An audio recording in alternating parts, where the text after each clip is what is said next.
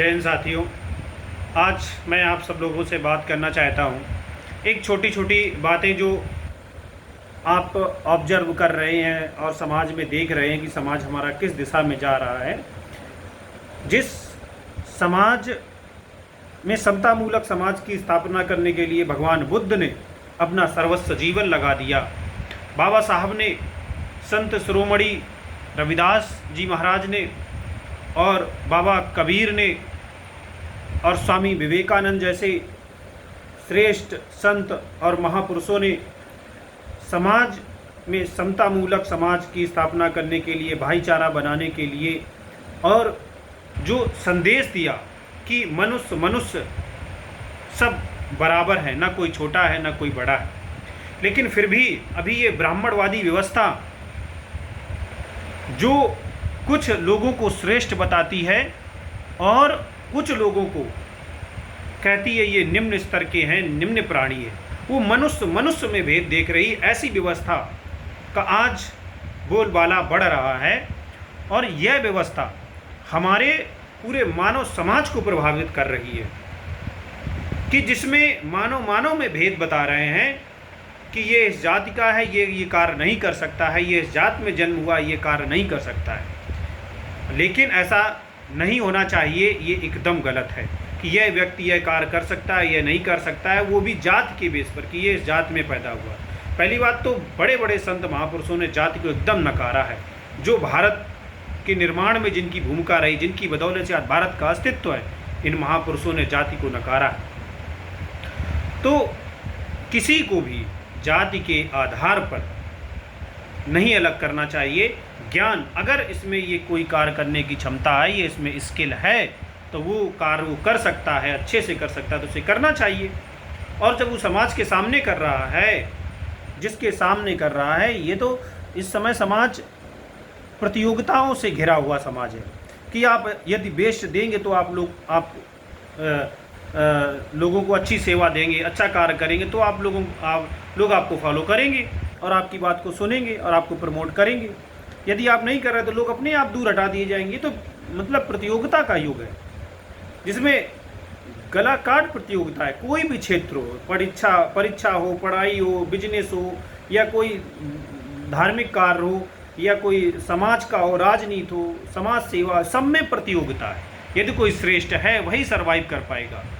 इतना कंपटीशन है, तो फिर क्यों किसी को एक नया प्रकार का बोझ लादा जा रहा है कि ये जात का ये कार्य नहीं किया जा रहा है और दूसरे जो लोग करना चाहते हैं, जिनके अंदर कुछ है समाज को देने के लिए अपने स्तर से, उनको अपमानित किया जा रहा है जाति देख करके। एकदम ये निंदनीय है और अपराध है। स्वामी विवेकानंद को भी इन ब्राह्मणवादी व्यवस्था का शिकार होना पड़ा। उस समय के पुरोहितों ने स्वामी विवेकानंद के अस्तित्व को भी नकारने की कोशिश करी, पर वो कुछ नहीं कर पाए। शूद्र कह करके उन्हें मना कर दिया। लेकिन कहाँ सूर्य किसी के छिपाने से छिपता है, वो तो प्रकाश देगा जो प्रकाश देने के लिए आए। स्वामी जी आए, पूरे विश्व को प्रकाशित किया। बाबा साहब को जात से आधारित उनको अन्याय उनके साथ किया गया, लेकिन कहाँ बाबा साहब को कोई रोक पाया। उन्होंने पूरे विश्व में, भारत में ही नहीं पूरे विश्व में अपने ज्ञान का परचम लहराया। ऐसे बहुत सारे बहुजन नायक हुए। तो हमें इस भेदभाव वाली सोच को, जो मानव में भेद देख रही है, इस भेदवादी व्यवस्था को नकारना है और भेदवादी ये सड़ी गली मान्यताएं और व्यवस्थाएं, इनको एकदम फेंक देना, एकदम नकार देना, इससे दूर हटना है। हमें जो हमारे बहुजन नायकों ने व्यवस्था दी है, जो समतामूलक समाज की निर्माण करने की जो हमें कॉन्सेप्ट दिया है, अवधारणा दी है, बाबा साहब ने दी, हीरा स्वामी पेरियार, नल्लई सिंह यादव, भगवान बुद्ध ने, संत शिरोमणि रविदास जी ने, बाबा कबीर ने, स्वामी विवेकानंद जी ने जो हमें ये नई अवधारणाएं दी हैं राष्ट्र निर्माण की, मनुष्य निर्माण की, हमें इन शिक्षाओं को अनुसरण करके अपना व्यक्तित्व का निर्माण करना, सड़ी गली मान्यताओं को उन्हें नकारना है। न खुद ही जात के आधार पर भेदभाव करना है और न दूसरे को सहन करना है। हमें पहले अपने में सुधार करना है और उसके बाद दूसरी जातियों के साथ भी भेदभाव नहीं करना है। चाहे कोई किसी भी जाति का हो, ना किसी को जाति देख के सम्मान देना है और ना जाति अपनी बता करके सम्मान लेना है। सम्मान लेना है तो अपनी प्रतिभा से, अपने ज्ञान से लेना है।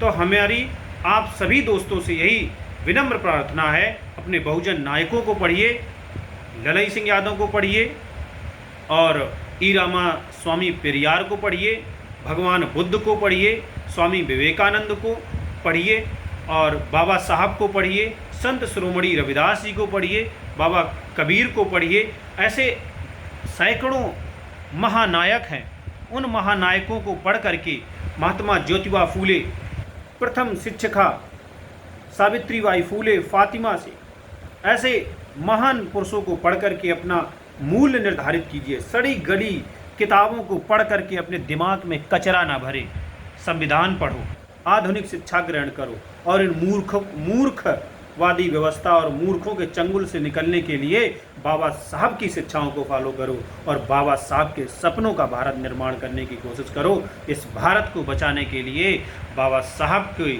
शिक्षाओं का पालन करना होगा और संत शिरोमणि भगवान रविदास और बाबा कबीर को पढ़िए। हर बच्चे को कबीर को पढ़ना चाहिए।